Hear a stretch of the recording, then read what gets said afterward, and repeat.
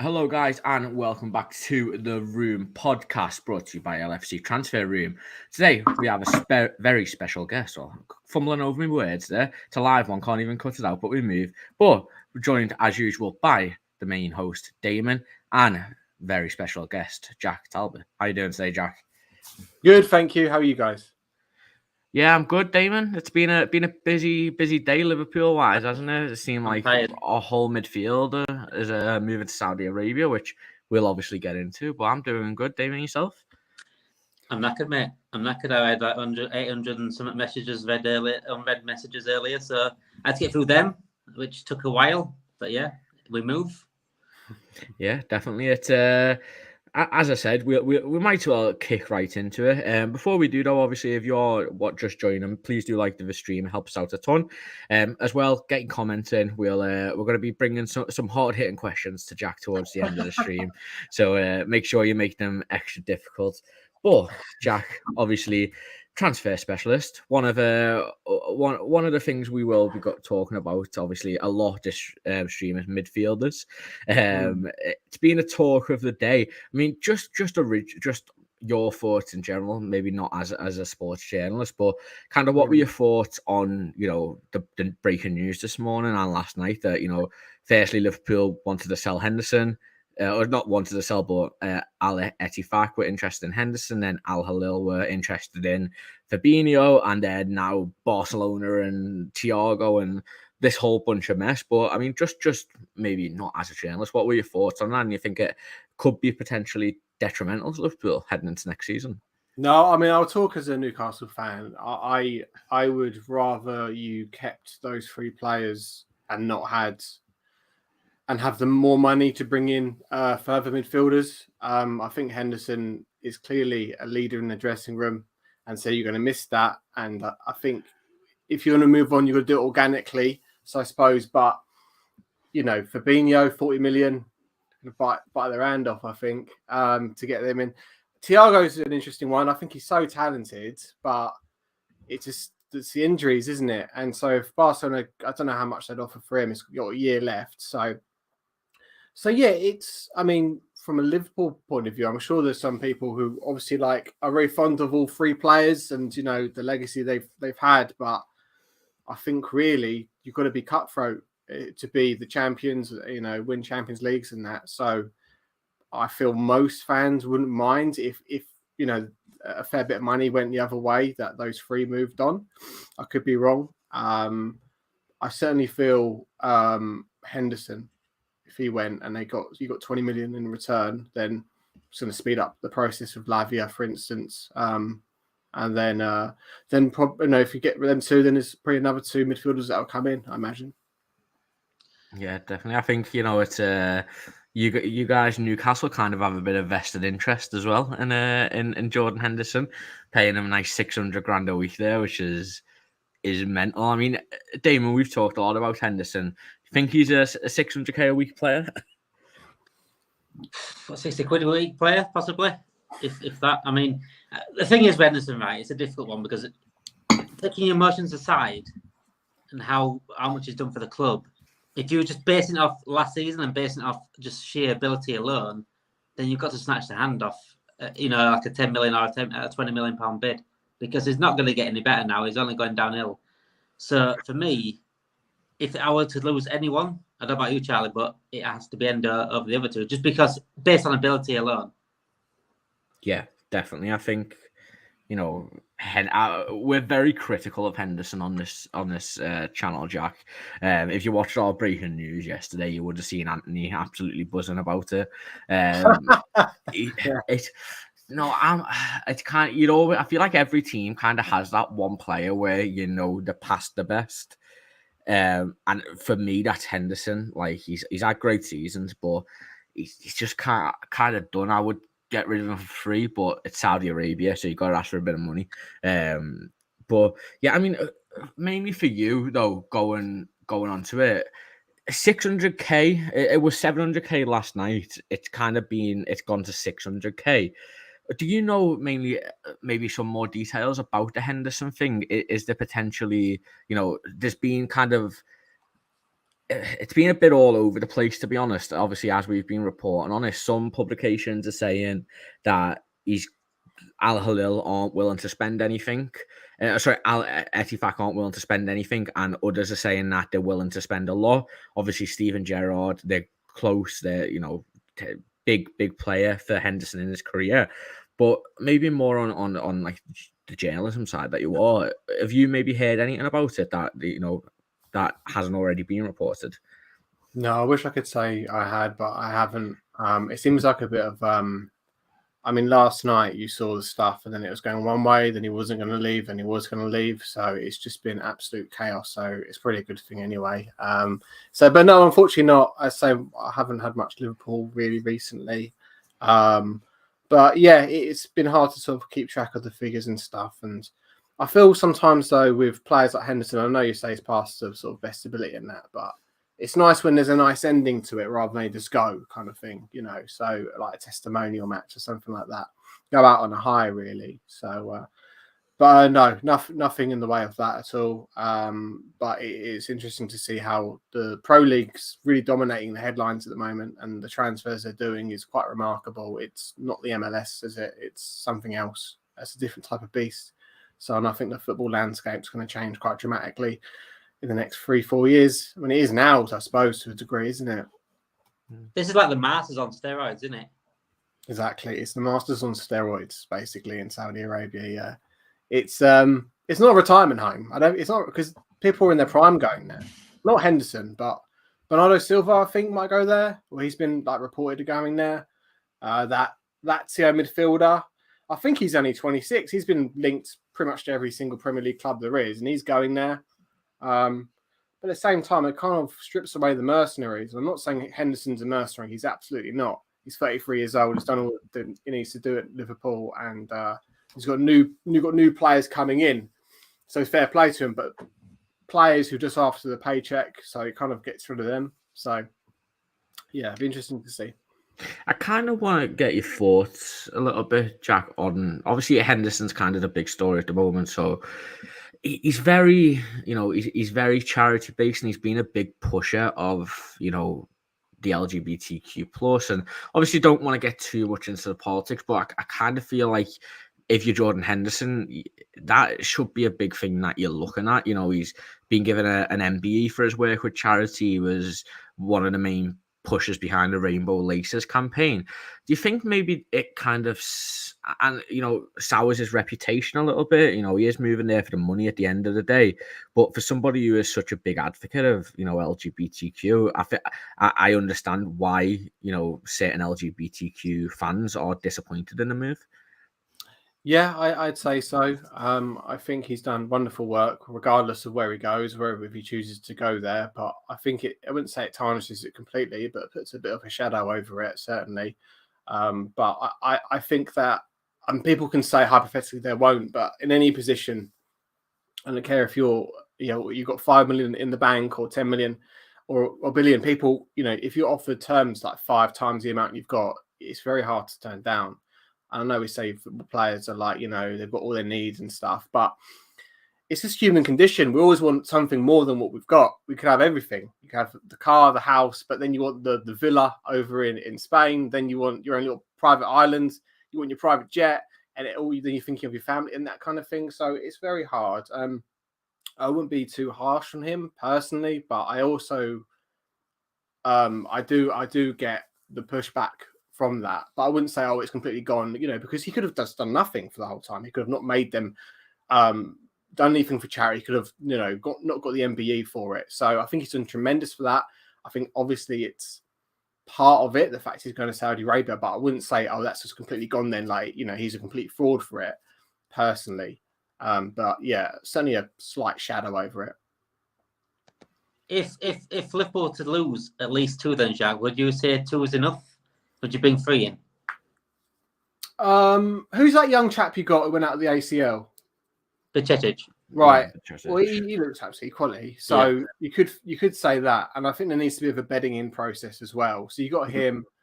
So what if Thiago and Fabinho and Henderson all went, and if you got McAllister, you've got Szoboszlai, I don't know, he's going to play him as number 10, I suppose, isn't he?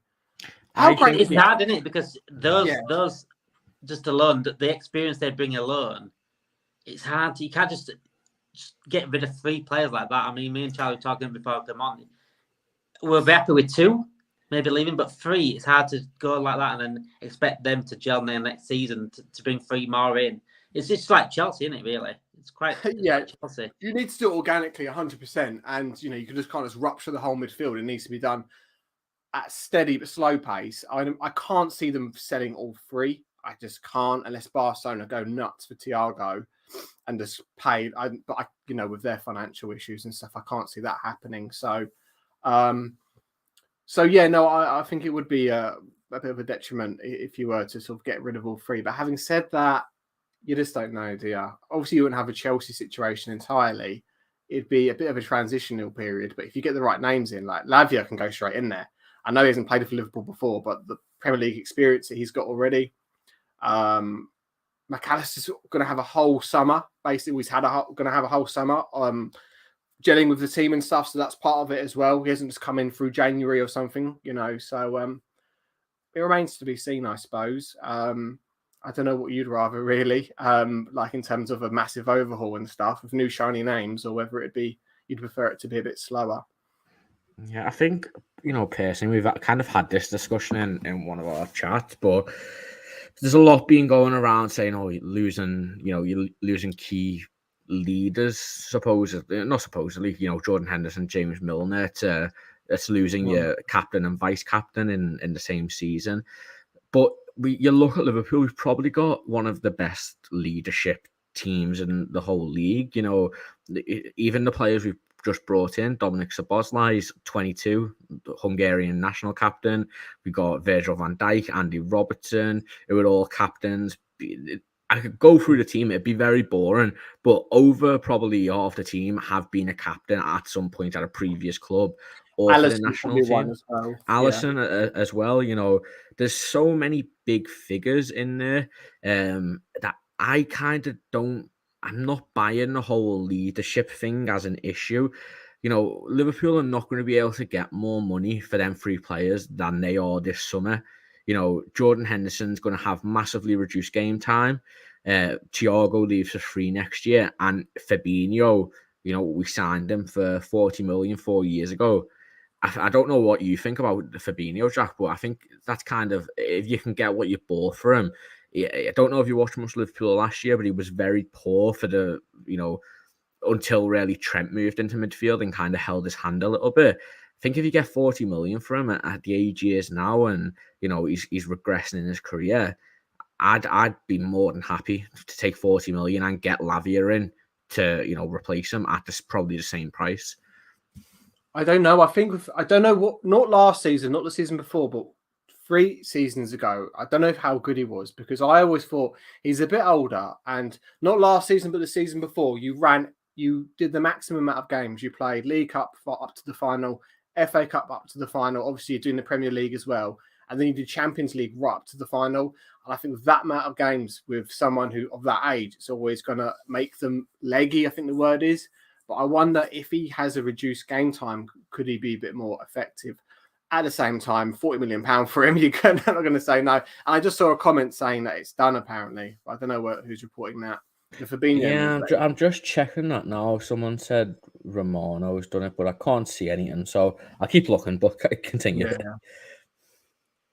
I think for Fabinho, 40 million, if that is the offer, then fair play. But I think he'd be really effective if you say you did keep him and then he would played half the amount of minutes as he's done. I think he's just tremendous, underrated, number 6, one of the best Premier League's ever seen, to be honest. But I mean, I don't know how Man United didn't get him. I remember them being linked to him for so long, and they just didn't pull the trigger for Monaco. But I guess that's like half of our players, Jack. The amount of players who've turned now United for us. It's kind of a fun one. Darwin Núñez was one. Cody Gakpo as well. You lost with Mason Mount, but you come up trumps with Szoboszlai, haven't you? Oh, really? Definitely. Like Mason Mount to him, and he's and they've given Mount 250,000 a week. I think that's half. That's double what. Yeah. I think he's on 120 a week. Or less than half, and it's Yeah, so you won that one, I suppose. But yeah, I think Fabinho, it's just a matter of just playing way too many games to start the season before and then coming in. But yeah, 40 million, can't really go wrong, can you? I had to sit down earlier because someone put in the chat that James Pearce, the James Pearce tweet. I couldn't believe he actually said it quite abrupt and quite straight to the point. I've never seen him tweet like that before. I've never seen him call out like, not FSG, but calling out the board, say, look, we need this sort of player. He said basically, if like a Fabinho, Thiago, Henderson leaves, these sort of players leave, then we need to bring that sort of stature in. There's no good bringing just like a Thuram or a Lavia. As you know, they're just plus bonus signs. If we need to bring someone that is already that sort of player, that level. Yeah, like starting first team 11 kind of thing. Exactly that. Yeah. We don't just want to bring youngsters in and hope it happens. We need someone that's established. And Bruno Guimaraes, bringing Bruno Guimaraes. Well, that's the one that goes to my head. No, I don't. Oh, well, you've just thrown that out. Is anyone else that comes to mind that have Bruno Guimaraes? We'll let you have Guimaraes this time. Cheers, mate. Yeah, well, something like that, basically, isn't it? But I mean, Real Madrid now have got too many central midfielders. There's no way they can cater for all of them.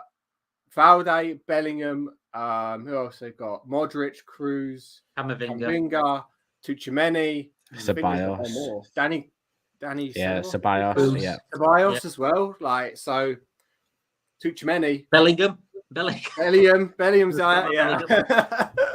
But I think someone like Tchouaméni, because you went for him last time, and I just wonder with this whole Mbappe thing, what Real Madrid are going to do, because they can afford both, apparently, Bellingham and Mbappe, and it might happen this window. But I still wonder whether they'll look to sort of get a little bit back. And I just think Tchouaméni, like, that would be pretty good. Yeah, I think Arsenal as well have been linked with Tchouaméni. Obviously close to Liverpool. I think he said in an interview he was close to Liverpool, but Real Madrid come in and kind of made his decision. I think a lot of Liverpool fans would like Valverde. I'm kind of not sold on him because I think Szoboszlai, them two kind of play very similar roles, and it'd just be a waste of Szoboszlai. So I'm a lot more sold on Tchouaméni, but we've had some comments here. I know you spoke yesterday or today about Sofran Amrabat, another player who Liverpool have been linked with. Obviously, I think you reported that Man United were one of the names. Like, what's kind of happening with him? Because I know he wanted to move to Barca, but Barca, obviously, as everybody knows, have a lot of financial troubles. Saudi Arabia are interested in him, but very impressive season with Fiorentina last season. Obviously, reaching the Conference League final, but getting beat by West Ham. I think he was one of the standout players in the final. But what's kind of happening with him? And do you think there's any way Liverpool could go in for him? Yes, the initial story I did in him was come from sort of someone near Man United. So that was the initial one about the interest in that. And then the subsequent days to that, I did get in touch with someone close to the player. And he didn't give much away, but he did say there was offers on the table. And I think the Gazzetta Italia, they reported today, they put a few names in there: Bayern Munich, Barcelona, as you mentioned, and Man United.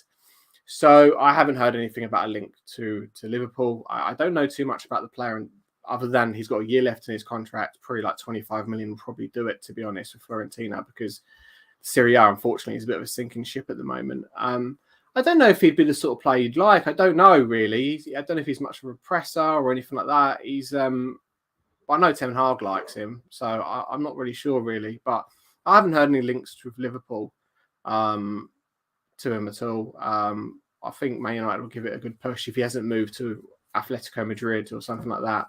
Have also been linked. Then it'd probably go United, I imagine. Yeah. Rigo, if this were to happen, I said I will fly to America and actually shake John Henry's hand if this were to happen, because this, for me, like I said earlier, the quality of Tchouaméni or Caicedo, for example, we need to bring that. If we lost a Fabinho and an Henderson, we need to bring someone like this in as well as others. But regarding this, going on to Caicedo, Jac, it looked pretty much done with Chelsea. And it looked like it was getting into the final stage of Chelsea. Is there any chance that Liverpool could sneak in there? I I asked his agent today, but he doesn't tell me much because I don't know. He likes to tell for Romeo and stuff. I did ask about Liverpool, and he was just feeling very shrewd about it. I haven't heard anything to suggest like our Liverpool are in for him, and I think the talk is that he's going to go to Chelsea. That's just going to happen eventually. But can Liverpool go in? I can't see it really. But maybe that caliber of player you should go for. But I think he's going to go to Chelsea. You with Lavia, then you'd have to go somewhere else. I don't know. I need like Football Manager to see all the central midfielders and that possible. But the Thuram one could be revisited because you did like him. But then it's been said. I think it's out there as well. Like, oh, they went for Szoboszlai instead of Thuram. So two different positions. Yeah, I said that. Yeah, I said that. One's a sort of hybrid number 6. People say, "Oh, he's not a number 6." Well, he has done it before. He has played as number 6 before. He's mostly like an 8 kind of thing. Yeah. But they're not. There's no way they're the same player. Like, do you know what I mean? So I don't know. Well, they've got. Welcome to Liverpool, Jac. That's what it is every year. But why are they telling people that? Like, oh yeah, we're not going to go for Thuram because we've got some lots of different positions. So they clearly liked him. They liked him in January. So yeah, maybe that. But maybe you're looking for someone with a bit more experience. I don't know. You know, like a central midfielder, Conor Gallagher. You know, he wants to leave Chelsea. Would you reckon? He'd be Don't good. say his name around here, Jack. He runs a lot. He models their Sander Berge at this rate, Jack. Don't even get that. Conor Gallagher, cheeky loan deal. I don't know. Probably end up at Watford or something. Or not Watford, but yeah, I don't know. Into Premier League transfers are like very expensive and it'd take a lot to get Casado. I wonder if Varela would be looked at a bit more intensely. Well, Inter say he's not for sale. I don't think he has much interest in leaving Milan. Like our new player Tellini, he didn't look happy to arrive at Newcastle. I was going to say, I don't think he had much interest, especially his wife. No. The people get really worked up about it. I don't really care if all I care about if he performs well. If he does well for us, I'm not really asked, oh, does he love the city? Of course he doesn't. It's come from like Milan. I'm not even going to go to Newcastle, but you know, the UK. I lived in Newcastle. It's a nice city. It's a nice city. But I'm saying the UK, the climate compared to Italy. Shit gyms, but nice city. I didn't know about the gyms, to be fair. What's wrong with the gyms? The viral clip, obviously, I'm walking in the gym and being a bit like, "Whoa, what's this?" But sorry, I missed your point. I've been in the gym gyms and they're rubbish. Something like that. I was like, all right, yeah, no, apparently terrible gyms there. So but it doesn't really matter, does it? What was your initial point about? Oh, Barella, yeah, 80 million, 90 million quid probably. But same, Inter could get rid of. They'll use the Onana money basically to get Lukaku, and then they've got nothing. I think the director of football come out and said it today. They've got no money, so I don't know why he said it, to be honest. But yeah, they've got no money. So 70 million quid, 80 million quid for Barella. We'd have to remortgage John Henry's yacht. We did that, Jack. You have to. Was that his yacht? Was it his yacht? Was it? I saw the picture. I don't know if it was his or not. I think it was just some random guy. He's probably favourite. I think he'll favourite. Charlie, you probably know a bit more. That you probably around the corner from that, so you might know a bit more. Did you see John? That viral picture that went out. Yeah, no, it wasn't John. No, it wasn't John Henry. I think it was some. Yeah, I think it was some like Italian billionaire or something. I remember reading about it, but yeah, I don't think so. I mean, I think Barella is not really a possibility, as you mentioned. You know, he doesn't want to leave Inter don't want to leave it. I think he's very much, I just want to be an Inter legend. I mean, we've spoken to people from Inter Milan, and you know, he's born and bred Inter Milan fan, so I think he's kind of in the same boat as Trent. You know, why leave your boyhood club when they're challenging for every trophy? Yeah. So it's a bit of a non-starter for me. But I kind of want to go back to that Thuram thing. Obviously, you was the person who initially broke the Thuram news. Did obviously go quiet. I mean, I think kind of, I don't know if you've heard anything about it, but I kind of think it might have been maybe a bit of either agent talk or the owners saying, you know, obviously they're trying to buy Man United. They're down to the final 2. It's a bit of a sticky situation around the club at the moment with, you know, selling players. Could they potentially sell players for more next year? But I just think it's gone quiet far too quickly. There was basically rumours that we had agreed terms with the player. We'd had sat down with Nice, we'd sat down with Lilian Thuram, his father, an agent, and that everyone was good. And then it kind of all switched off. And the price that was being quoted, I think, was 40 million euros, 45 million euros, which it seems like a bargain for a player of his standard. But I mean, obviously it's kind of gone quiet everywhere, but do you know kind of what happened with that? Maybe why Liverpool just shut off it altogether? Give that media brief and said no, not interested anymore. Well, the line is it was Szoboszlai. That's the line that they've moved on from him because they got that player. But yeah, we found out about the interest. Then we know they had a conversation and sort of verbally it seems on. But then Nice, they basically wanted to up the price. And the trouble is they only had Liverpool at the table. And so they were saying, he might stay. But there was no one else coming in from us. And they expected Newcastle to make a bigger push. I think even Man United were linked as well. So they wanted basically a saga to unfold, but it didn't happen. So I'm guessing happened is they pushed back with the sort of initial discussion, hoping for Liverpool to come back in. But then Liverpool just went, this is the line, whether you believe it or not, for Szoboszlai. And so they've moved on from that. But of course, we know that they like the player, and if Henderson, Fabinho come in, it's quite possible that they go back in there, especially considering the price. The player wants to move; he wants to work under Klopp, more so than Newcastle. Apparently, I don't know why, but that's what he wants. He wants to go there, even though Europa League and stuff. So, and he's a tremendous talent as well. Yeah. He's so good. He's 6'4". He can dribble incredibly, carry the ball. He's a fantastic player. So perhaps if Fabinho, Henderson go, then Lavia, Thuram. But maybe you want a bit more of a household name. I don't know. But for the future, in 2-3 years, Lavia and Thuram. That I wouldn't say Lavia will be in his peak years incredibly because I think he's 20 next year. I could be wrong. So that's great for the future. So yeah, I don't know why. The line is because they moved on to another player. It happens, I suppose. But I am perplexed as well. If it's a completely different sort. Okay, the midfielders. Well, he's even a midfielder, is he, your new man? Like really? So yeah, it's kind of like a right wing centre mid hybrid, but he's very much like Valverde is. Like Coutinho, what used to be. But it is a strange one, obviously. Yeah, like if you look at his heat map throughout pretty much his whole career, he's a very much left centre mid, not a DM, not a 10. I think he's played a couple of games at 10, but he's very much a left-sided centre mid. And I think if Thiago was to go, Klopp has experimented with this technical passy player. Maybe hasn't worked because Thiago's injured all the time. I think he wants to go back to maybe more of a presser, a presser midfield, engine room, run, 15k in 90 minutes. And I think Thuram is absolutely perfect for that. And obviously another name that was linked as well was Kone, who I would absolutely love. Sadly got injured. I think he's out for like 6 or 8 weeks. So maybe off the table, but Thuram for me would be absolutely perfect. And as you mentioned, I feel like they're bringing other names, and I think Bayern Munich will link with them as well, which got shut down.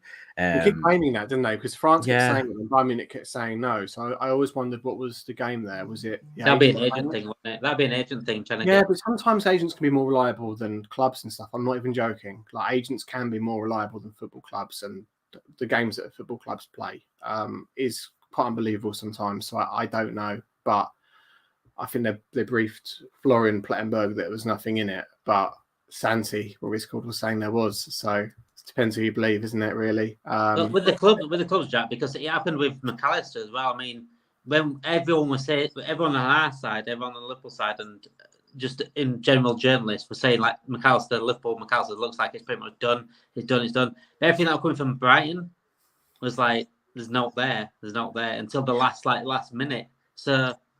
That's what they do. That's what the trouble with some correspondence is, because they don't, like, they get better information than me. Of course they do. Club correspondents absolutely get much better information than me. The club will tell them all what's going on, but at the same time, they don't really verify. They'll just go speak to that person. Oh, that sounds all right. Put it out there. And that's it. They might as well just Like the club might as well send them an email and then they just put it out. Do you know what I mean? There's no verification paper. There's no trying to find a number, trying to find something out, trying to get some information out of someone. And like, so it's always, I mean, they're almost like unofficial press officers, I feel, clubs at the moment. They're almost like unofficial. And I'm Newcastle fan, and like, as I've mentioned about 5 times probably.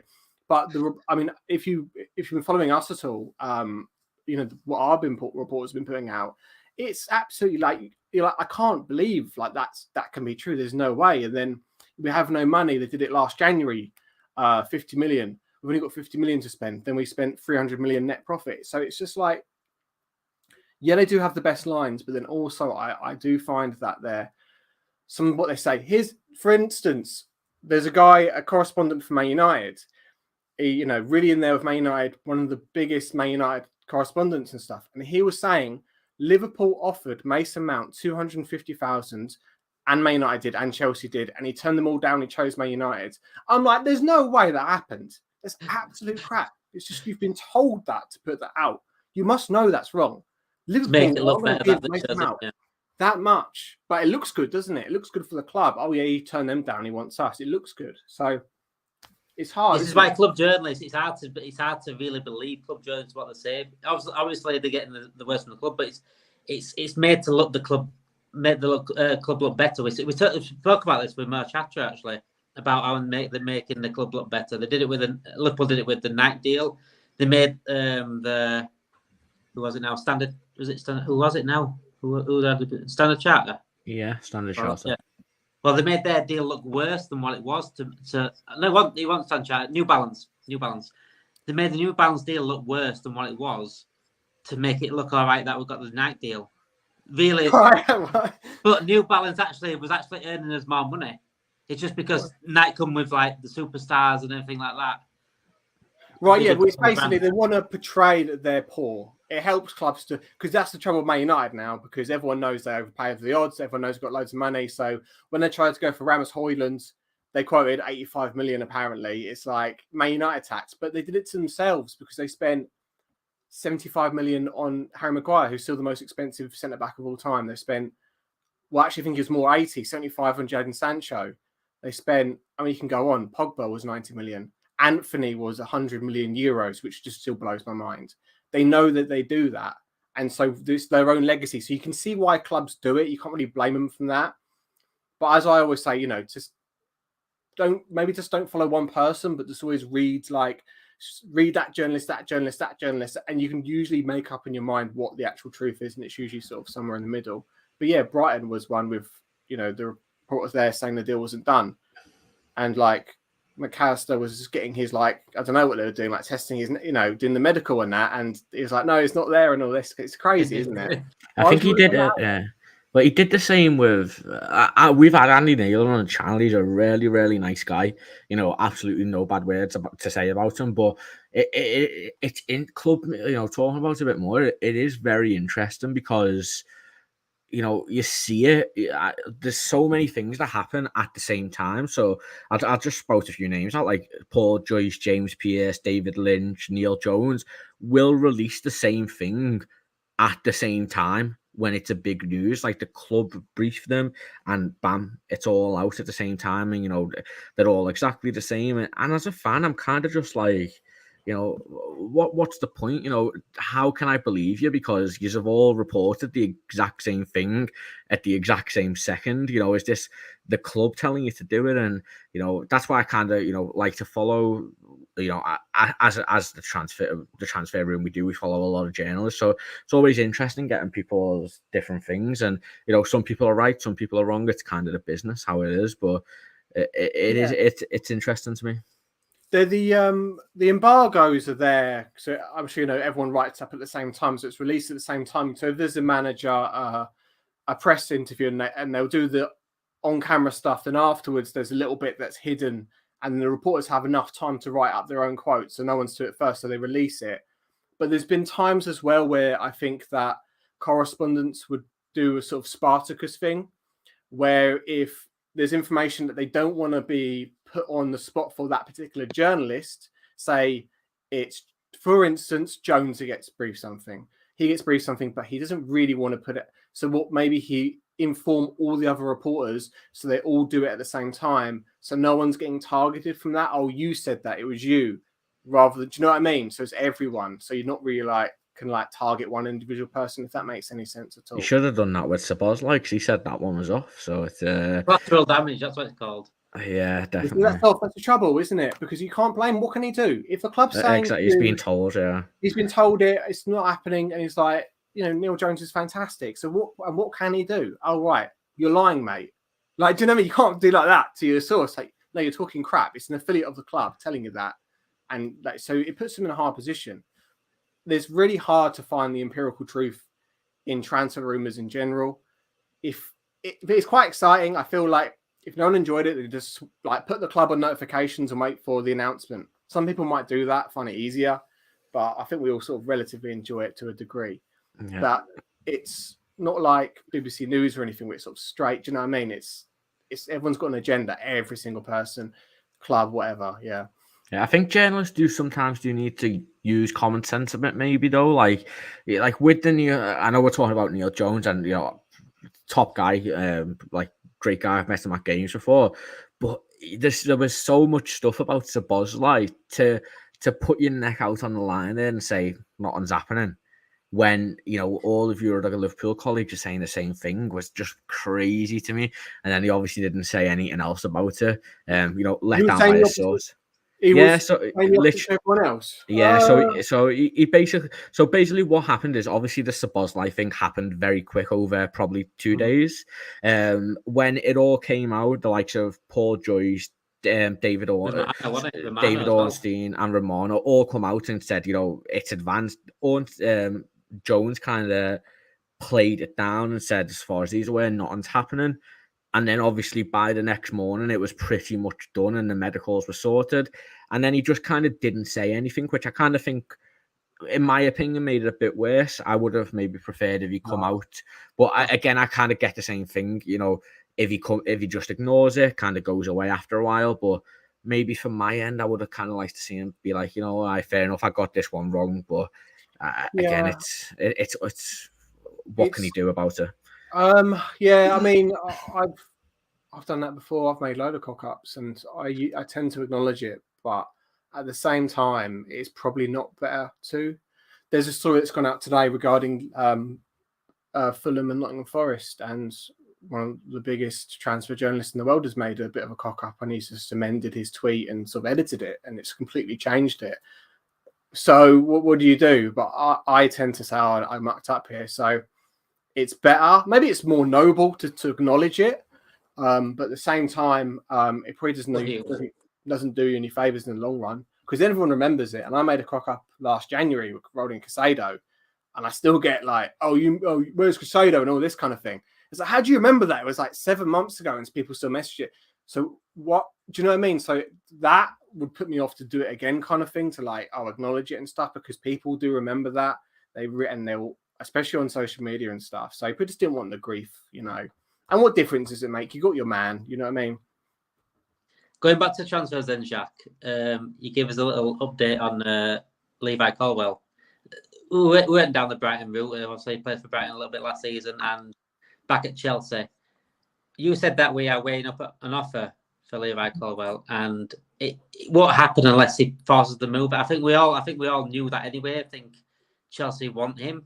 I think he's gonna sit down and speak with Pochettino. I think we'll know more when he's spoken to Pochettino. I think, and then different manager. All known from there. Yeah, we heard a couple of weeks ago making an offer, and I didn't want to do it because I was just like, I'm not doing that. We're just going to sit on that for a bit, see what comes of it. Then 9 Mins did a story. They're going to make an offer, so I thought, fine, we'll sneak in. Let's do a confirmation thing. You know what I mean? So that is because obviously if someone else is hearing that, some reporter over there, and then you're hearing it as well, then I think it's probably a bit of a non-starter, really. The fact that Chelsea have already lost Mason Mount, and he's never homegrown talent. But I think he'll probably sit down the Poch and it'll be absolutely fine. I think it'd be a matter of game time. I think Southgate sees him possibly as like a starter replacing Harry Maguire. Is it Euros, isn't it, next? So he has that in mind. 20 years old. So, yeah, if Liverpool want to come in with £75 million bid or something like that, then and he pushes a move, puts in a transfer request, and the move will be realised. But let's see if we hear anything about encouragement from his side over it. So if you're into the Colwill situation, I'd keep an eye out on Nazir Kinsella and all the other sort of best Chelsea reporters, maybe Jacob Steinberg to a degree, all the sort of best ones for Chelsea, and to see what's come of it. But I think he'll just talk to Poch, and Poch would be like, yeah, look, we've got a place for you here and that. So, but Liverpool really like him. They really like him. So put yourself in the player's shoes, Jack, right? He's a boyhood Liverpool fan. His family's Liverpool fans. Liverpool want him, right? He will come over, right? If he does come in, it'll be Van Dijk's predecessor. He will be behind Van Dijk, but then he'll be looking to take over Van Dijk. He's learning from Van Dijk, learning from the rest of the players there. Where would your head lean to? But boyhood, Anthony Gordon was a boyhood Liverpool fan. I don't think it counts that much, to be honest. I know his mum, Colwill's mum's a Liverpool fan and stuff, but but at the same time, he gets to work under Poch, and I don't know. I know Chelsea's in a bit of chaos at the moment, to be fair.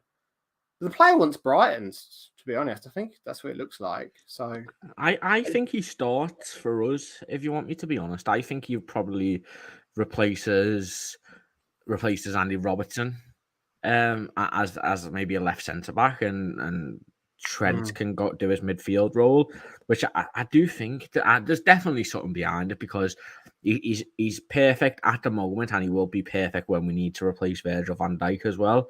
It's a fun fact: his dad actually follows us on Twitter. He follows a lot of Liverpool fan accounts, so that's a good one. Sliding in his DMs. I haven't. I've resisted it because I can't. We spoke to Alex Goldberg, Chelsea fan, obviously who does a lot with the club and players, and he had him on his podcast a while ago. So I'm hoping if he does sign for Liverpool, I can slide in nicely. I feel like if I ask now, he's going to be a bit he's going to be like, yeah, unfollow. So I'm waiting for it. If we sign him, I'll get him on the podcast. But I mean, talking about centre backs, obviously today that Liverpool are looking to recruit this summer. Obviously, Levi Colwill's been the big one. Sporting Lisbon's got Gonzalo Inacio has been another player. I think he's got a release clause of around 38 million. And then Per Shares of Torino, obviously ex-Ajax. Is there any other names that you're aware of, or are them three kind of Liverpool's, the main ones that are being linked with now? Are they like the players Liverpool are looking at? Yeah, Gonzalo, what's he called? Insigne? Inacio, I've been saying. Sorry, yeah. Inacio, yeah, we did the story on him in January, but since then, I think other places have reported it as well, but that's been a bit cold, and Newcastle might be there. But I think it's the trouble with Portuguese when you're dealing with players under Mendes and stuff. You had it with Ugarte as well. Bid's going to go in and all this. It's so hard to separate the truth from the false with them. But saying that, Antonio Silva is one I know you liked, but again, I don't know. That's not a name we've heard recently. But that would be a lot of money. But he was expected to go as well this window. So no, other than them, I think there was another player I had in mind as well, but I can't remember his name. No, Mickey Van der Ven, but he looks like... Yeah, I think that was just, where's he going? Spurs, isn't he? Yeah. So he was probably looked at, but then just nothing came of it. So Colwill, I don't know who else you go for other than that, to be honest. There's the Bayer Leverkusen one. I can't remember his name. It's like it begins with a H. Was it Bayer Leverkusen? Oh yeah, in Sapia. Yeah, I don't know how you say his name, but yeah, that guy. Yeah, his agent is Manuel, who's the same agent as Caicedo. Colombian, left-sided, Bayer Leverkusen, plays on the wing as well. He can play as a left back as well. Xabi Alonso really likes him. I think it has to be like 40 million quid or something like that, 40, 50 million quid for him. He's still relatively young as well, so I think they'll try and sell maybe 2024, one more season under Xabi Alonso with him. But obviously with Premier League money, who knows if you come over the top. But saying that, Moussa Diaby probably going to go from there, isn't he? So they're going to have a bit of money. But, he has basically, by mentioning Caicedo, he has an agent there with links to clubs in the Premier League. So I'd imagine in at least like a year, 2 years, he would be coming over. He'd be my choice for Newcastle as well, funnily enough. Really, because he's so versatile and that's what it's about. People like the hybrid centre-back, wing-back nowadays, don't they? So, yeah. But no, I haven't heard anything recently. Say it's just gone a bit dry with Liverpool at the moment. I can't remember the last story we did. It might have been Lavia, but it's just sort of out there. It's the trouble with big clubs as well, because it's always out there. I think outside the window you can report the interest, who they're looking at and stuff, who they're weighing up, which we've done. But then during the window, like, not really privy to like medicals and stuff like that. I'm not really privy to bid accepted. I unfortunately, maybe in a couple of years I will be, but at the moment I can get a bit of interest there. I can like run it up the flagpole with agents and get that verified. But beyond that, I don't know. But now we're in the window. It's kind of like, yeah, I don't know. Orny bomb will come in, whatever it's called. Orny bomb come in. Yeah, Liverpool. Liverpool is a very tight ship in general. I think it's kind of, with the Virgil van Dijk saga, when we signed them in 2018, obviously it got before that it all blew up because they were leaking, journalists were leaking that we were talking to him behind Southampton's back, and had to come out with a public apology and then signed them anyway the next summer. So I think Liverpool likes to be very careful now, as is evident by how quick we get transfers done. I remember when we signed Fabinho, I went for our nap and woke up and he was literally announced as a Liverpool player, and I hadn't heard anything about it. No. So it close to Man United, wasn't it? Yeah. Yeah, he's always been Cody Gakpo. I don't know if it was similar to that. Mm-hmm. That was quite quick. That was like 24 hours he was there, I think. Yeah, I think the longest one recently was probably McAllister, to be fair, but everything else, Szoboszlai was 2 days, and a day for I think they were like the release clause expires tomorrow, and then we kind of dealt with it in that time. So it is an interesting one how Liverpool kind of get things done. But another one I think a few people are mentioning here is pair shares. Gahey as well, obviously Crystal Palace, maybe a bit of a rogue one, but there is centre backs out there for Liverpool, even budget ones. It looks like our budget's maybe around 40 million, but there is players that we can go out and get. You obviously mentioned Hinkamp there as well. I don't know how you say his name, but at Bayer Leverkusen. But we don't have to go out and spend 80 million on Colwill, do we? No, I suppose not, but it would be good in the long run, wouldn't it, to get him, because he could be a future England star and stuff. And you're thinking about replacing Van Dijk as well. That's the problem with that. Well, yeah, with someone that has that sort of potential as well, I think. Yeah, there's not many out there who do it. So if Liverpool push really hard and they got something from the player side, but yeah, the Torino chap I saw, but I don't know. I mean, that was an Italian reporter. And they do love that. Was it Gianluca Di Marzio who did it, or do you know who reported on that? I think so. I think he might have been him. I definitely know Gazzetta dello Sport, who just love to put out stuff. I think they were the ones who put out Canate to Napoli as well, a very rogue one. But Italians, they love a good headline, don't they? They're obsessed with transfers throughout the year. We do it a little bit, but not a little bit. We do it when the window's open, but they are constant with it. They are Calcio, Mercato is just constant in Italy for some reason. I'm not sure why. So yeah, but I don't know. The Torino one seems a bit of a rogue one. I think you said it just doesn't seem really in keeping. They'll get a relatively big name. It might not be Colwill, but I don't know if you can't. Who else of that sort of caliber.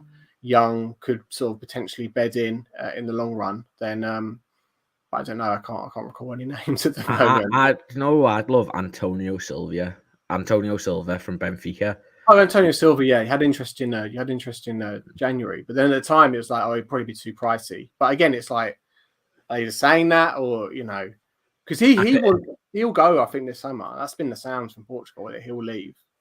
Well, it's Benfica, isn't it? You can't really pull a fast one on Benfica, can you? They're a very, very well-run club. They are, and they're very heavily affiliated with Mendes as well. I'd argue he's even more powerful than the club, actually, to a degree, Mendes. The amount of money he makes and the stuff, they do pay attention to what he wants, and if he wants to make a Premier League move for a player, he'll get that done in some way or another. So, but Antonio Silva could be an interesting one. We linked him before. Haven't heard much since, but there's interest there. Could it be after Colwill? I don't know. I'm just speculating, really. I think a chocolate bar is probably a bit pricey for us. Jack. So you're doing really well. You're doing really well this window, to be fair. You've spent. Let's have a. I know you said you're going to work on that Szoboszlai deal and see if you can get some things, some information on that, because I know you got links to Germany, but we'll talk about that on a different podcast if you can get them, if you get that knowledge. Going on back to our midfield and knowing that we need to raise money. This is our Liverpool work. We've got to raise, we've got to sell, to buy. Thiago Alcantara, Henderson looks like pretty much gone, I think now. Fabinho looks pretty much, I wouldn't say gone, but it's getting there, isn't it? And Thiago could be 3 out of 3. What do you know about that? Thiago, we knew there was interest in Barcelona. I don't think I did a report on it. I think I just tweeted about it, but I did hear Barcelona were interested. But I went to a few reporters there and I sort of said, "Have you heard anything?" And they said no. But I just thought I'd tweet it, and now that's sort of really heating up. 1 year left. Would Liverpool accept 20 million euros? Easily. We bought him for £20 million. So what's that, like? 16 million. Yeah. So you're pretty much getting your money back for him. You've had him for 2 years, and he's made out a biscuit. So there's a player in there, just not a Premier League player because of how intense the league is. Sadly. Makes perfect sense, doesn't it? Goes there, becomes a coach afterwards. Perfect. Him and Xavi obviously went through the Barca Academy together as well. So I think it's a perfect. I think he'll leave this summer. Obviously, nothing beyond that. I just think his time is now. I think Liverpool will cash in on him. And again, we go out and I think either we go out sign a left centre mid, or we let Bajcetic maybe become that left-sided 8 because he was good there. I think he looks mean. See how he recovers after the ACL though, because players, they take time to adjust after. Yeah, well, I think we obviously Liverpool do a lot of YouTube stuff, thankfully for fans, and there's been good stuff on that. I think he's back in training pretty much now. I think we'll see him in pre-season, which is always good. We will go on to a few questions for Jack. Kind of be a bit rogue, get him on his toes. Yeah, but obviously maybe ownership, big debate in the Premier League at the moment. Obviously Newcastle on are in that debate as well. Manchester City, Man United, stuff like that. For what of Liverpool owners, what are your thoughts on them from Pokebear here? Because Liverpool fans is a very love-hate relationship, and David is probably better to speak on this, but they get a lot of criticism because they aren't splashing the cash like your Man United, like your Chelsea. But just from your point of view of a Newcastle fan, what are your thoughts on them? I think that I get the frustration if you see, I think in particular Man City and the money they've spent and the ambition, the fact you didn't get a central midfielder, you got one in 5 years, the fact you're just so slow off the mark with getting your targets. Bellingham went by, Tuchemeni the window before. I totally get that. I feel like they're good owners, but they're not owners who are financially able entirely to satisfy a club the size of Liverpool. I feel that if they were owners of a club pushing top 4, something like that, then it'd be much more likely. But the fact it's Liverpool, second or first biggest club in the Premier League, and you're missing out on the title by inches in some cases, and you just think if you just spent a bit more, I think there are much worse owners than FSG. I think that if they were to get a minority investment where they're able to spend a bit more, then they'd come a bit better. I mean, this window has been pretty good so far for you. Alexis McAllister, it's a shrewd signing. But also, not everything just comes down to spending. I mean, you look at your neighbours, Everton, spending isn't all, it has to be a plan there. It has to be a philosophy. It has to be done in a particular way. You've got the stadium development going on, I think. So I'm sort of in between. I'm not like they're terrible owners. I mean, I had Mike Ashley, and look at what's happening at Southend United and stuff. It's completely different. I get it, and the Glazers and stuff. They're almost polar opposite. The fact they do spend loads of money in the transfer window, but everything else they're rotten about. Like, they just don't care at all. So I'm kind of in the middle of it. I certainly feel that they need a minority investment to get Liverpool to a point where they're able to compete with the likes of Man City.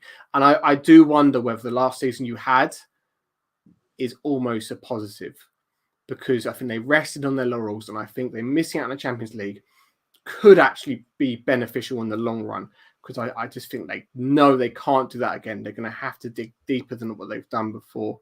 So it didn't gloss over anything, did it? It didn't gloss over anything, and that's what I think. That's what this club needed, a reality check. I think, because even the season before, when we were fighting on all quad, fighting for the quad, I don't think we were that good. I think that quad season was just down to sheer hard work for me. Oh, I don't know about that. Come on, honestly, mate. Honestly, there were plenty of games where we was not that good at all. Plenty of games. What happens in a season? Sometimes you don't play well. Sometimes you majority of them, though. The finals, we didn't score a goal in 3 finals. You know you're better than me. Goal. But I just think 2 domestic silverware. You missed out in the Premier League. Okay, Champions League final. You outplayed Real Madrid for a fair. I'm not making excuses for it, but that's a decent season. Okay, you didn't get the Premier League, but 2 major trophies in there, not too bad. But I also understand that there's an anxiety behind some fans of not having the standard to drop to a point of like, oh, we should be glad we got top 4. Oh, we should be glad we competed. You're Liverpool, you want to be trying to hit that title every season, and if it's below, at least trying to attempt to, then there's going to be frustration yet in there. Your club better than me, but from the outside looking in, I'd say FSG done good. You had your best sort of modern tenure with them, but they've made a lot of mistakes as well on top of that. Yeah, definitely. I think Damon's probably not probably. We know Damon's on the FSG out train, so it's FSG out train. I built the wheels, mate. I built the wheels. I'm very much in your boat, Jack. I think for what they've done for the club has been absolutely amazing. They've brought us back from the dead, basically. We were a season away from liquidation with Gillette and Hicks. So it's what they've done is, amazing. And I think they should be remembered. They've modernised the club with the training centre. They've modernised the club with the ground. They've made us a powerhouse again. But I do think they've brought us as far as they can take us. And I think they have relied a lot on Jurgen Klopp. I think if you didn't have Jurgen Klopp, it would be a different story. But we'll see. There's been rumours of investment, and we're spending this summer, so maybe them rumours have rang true. Let's go one more thing. Liverpool were obviously interested a while ago in Frank Kessie. His agent, very talkative online. Before he joined Barcelona, we were one of the clubs interested in him. Ronnie said here, Frank Kessie, is there potentially any way that happens? Liverpool looking for a DM and, maybe possibility that leaves Barcelona. His agent, George, is he online, is he? He is on Instagram, I think, and he loves, I think he argues with Romeo every day on there. Yeah, he does go with Romeo. Yeah, he loves to have a good argument. He's funny, I know he's ridiculous, but he is quite funny. No, I mean, I'd be be really cynical when you see anything about Kessie coming from Spain, because Barcelona just want him out. So they're saying, oh, they're going to bid for him. Oh, they want it and all this kind of thing. They even told Romeo that he had a conversation with Xavi and he said he wanted to leave and stuff. That's really bad. I doubt it. I really doubt it. Kessie, no. Anything that comes from Spain about Kessie, just don't believe it, basically. Just unless it comes from Ravello, then believe it. But anything else, just don't bother with it, seriously, because Barcelona is trying everything to get rid of him, which is really, really harsh, I think. He's only joined there last summer, and they're like trying to boot him off. They want the club to in Italy to get him, or Saudi Arabia. They'd love that, but it's not happening yet. So yeah, no, I can't see that, but you just don't know, do you? As a plug-in, maybe. But I think he's on quite high wages. It's probably the reason they're trying to get rid of him. So I think he's on over 200 grand a week, which we there's no way. Pay. There's no way. He's not going to move from Barcelona. Liverpool aren't going to offer him what in euros is that? Yeah, but even still, I think Liverpool probably their max would be 120. Similar, our bracket is very set in stone. If you join the club and you're not going to be a starter, you're on between 60 and 100 grand. If you come in like a Dominic Szoboszlai or an Alexis McAllister, you're going to be on 100 to 140 grand. And then if you're a main player, you're going to be on 150 to 200 grand. And if you're Mo Salah, you're going to be on 350 grand a week. That's See, how I our like the wage way we structure. work, though, Chal. I like the way we've got to. Well, it's not like we're Man earn good United. money. Yeah, you know, how many Man United players are on 300 grand a week? You know, it's Sancho's ridiculous. 350, Exactly. What was De Gea as well? Like close to 400 grand. Like that, yeah. So they had like £375. £500,000 on 2 keepers a week. Yeah, it's incredible what Man United. You know, $500 million, sorry. Yeah, 300. De Gea was on 375,000 when. And then Henderson was like 200,000. I guarantee as well. I don't know if you know anything about this, but Onana will come in on higher wages than any other keeper in the Premier League. I think. I haven't seen that. I've got absolutely nothing to back this up. It's just how United work. But these terms at Inter Milan can't be that great. I mean, you know, if he's on there, he's probably on 60k, 80,000 euros a week, I'd say. Man United just needs to double it. But he does play DM as well, though, guys. He does play DM as well. If you've seen his highlights, he is going to get. He's versatile. He does look pretty good. I know there's been some compilation fail videos of him, but yeah, 200k. I don't think he's going to be he's not going to be more than De Gea. That'd be crazy. No, not more than De Gea, but I think he'll come in as probably one of, if not the top earner as goalkeepers in the Premier League. Who is the top earner right now? Is it probably Khephren? Well, De Gea's gone. I honestly don't know. Henderson could be, you know. Henderson, like I said, Henderson's on like 200k a week at Man United. No, sorry, Edison at Man City. I was thinking. What's he on? I'm having a look now. What's Khephren on? Because Khephren must be on there. Oh, Khephren might be on a lot. If he was the world's most expensive keeper, I reckon Khepren's up there, to be fair. Edison is only on 100 grand a week. That's surprising. I don't think that. Edison, Man City's Edison. keeper. That's surprising. Alisson Becker's on 150 grand a week. So for the best goalkeeper in the world, yeah, absolutely, we're loving that. But yeah, I mean, we are coming up to the end here. Obviously, being an hour, kind of want to finish it off, Jack. Obviously, we probably won't have you on again until kind of midway through the season, if you're down for returning again. Yeah, cool. Yeah. But what do you think Liverpool going into the season? How do you think Liverpool are going to perform off the signings we've made so far and the players we're linked with? Do you think potentially we're going to slip back down? Newcastle, obviously, your club did very well to make top 4. Do you think Liverpool will be battling for top 4, or will they be going straight after Arsenal and Manchester City? As you said before, there's no Champions League to kind of get in the way. Can rest players in Europa League. So it's going to be a very interesting season, but I thought I'd just get your thoughts before we end. Yeah, I think Newcastle, we're going to struggle to make top 4 again next season. We're competing in the Champions League, trying to compete in the league as well. I think our top 4 place was helped by the fact that Spurs were awful, Chelsea were atrocious, and you guys were pretty bad as well, to be honest, up until maybe the sort of last third of the season. That's the reason we got top 4. So I don't think we're going to be there. I think you'll finish second, given the links and the trajectory of the window so far and the players you can bring in. I think Man City are just absolutely flying now. I think they're going to be doing it for, I think if you're going to win a title again, it'll be season after or the season after. I think you'll be up there again. I think you'll be Man City, Liverpool again next season. I think it was just one of them seasons, freak occurrence, and you'll be back there. I wonder how well Van Dijk's going to perform, though. I think a lot's going to rest on that because he's looked really mistake-laden, and there's not him for myself. I think actually, I've read somewhere it's something to do with like maybe it's the Pickford injury, and ever since then, when he came back, he's just not been quite there. I'm not sure. So this is why I like Colwill. It's so important. Yeah, no, for sure. If he doesn't get to the level that he's ever at least we've got like a backup. At the moment, we ain't got that. Who have you got? Keller. We've got Keller. Oh, no, that's keeper. I'm on about Van Dijk. Oh, sorry, I'm tired. Keller, he might play centre back. He might be better. Our Van Dijk replacement at the moment is probably Joe Gomez, if we're going to be honest. Mm-hmm.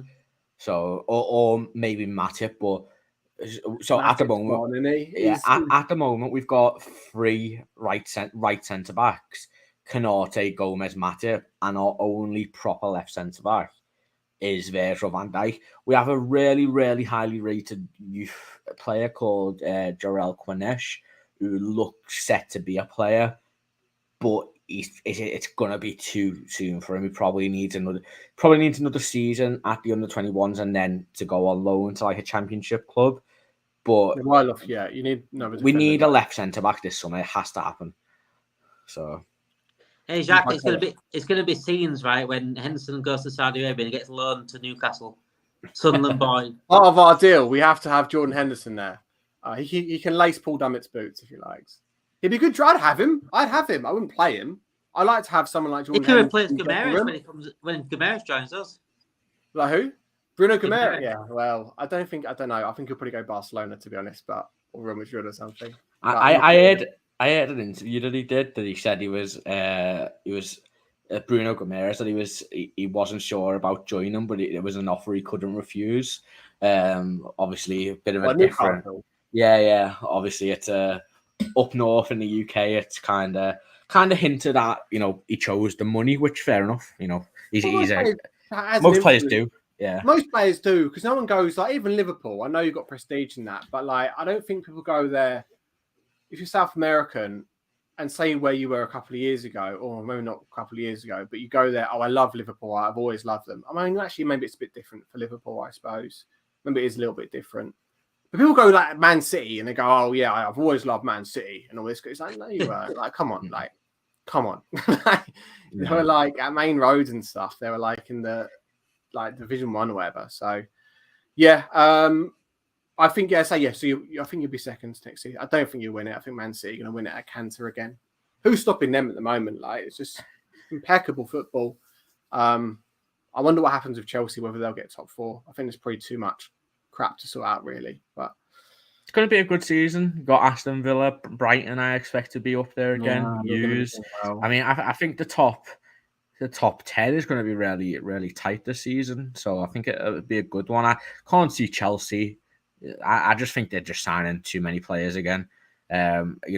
We talked a little bit about Casado, but Tony Bloom is just pulling their pants down every transfer window. So 100 mil for him. I think he's a good player. I don't think he's worth that. But we'll see. I know what, I like Newcastle. As I said, I lived there for 2-3 years. So I hope they do well. But if they come up against Liverpool, I want us to beat you. And I won't be going to St. James's Park again because I don't want to climb a million stairs. You get a lovely view of the city. You can't really make out the pitch very well, but you get a nice view of the city and stuff. I think they should have the away stat. I don't know why. I said this to a couple of Newcastle mates, and they're like, "No, you're wrong." But I'm like, I think it's a bit unfair that we're putting away fans that high up. You should get a corner. There's a lift that the stewards refuse to let you have unless you need the lift. So yeah, freaking feel like I'm Rocky Balboa running up about a million stairs, but it's a nightmare. But I think we're gonna end it there. Jac, massively appreciate you hopping on with us again. We love having you on. So thank you very much for giving the insight that you have. Make sure you do go and check out Jac's Twitter. Post all his news there, and obviously transfer.com his channel. So massively appreciate that, Damon, as well, our main host. Sorry I took over from you today. I do love it. I'm knackered, mate. I'm knackered. All this Henderson talk, it's tired me out, mate, honestly. Yeah. So as I said, go check out Jac. Make sure you do leave a like and subscribe to the channel. Also, if you're listening on Spotify or Apple Podcasts, which it'll be out after the live stream, make sure you leave a 5-star review. Helps the podcast out massively. But I've been Charlie, been joined by Damon and Jac. Thank you so much.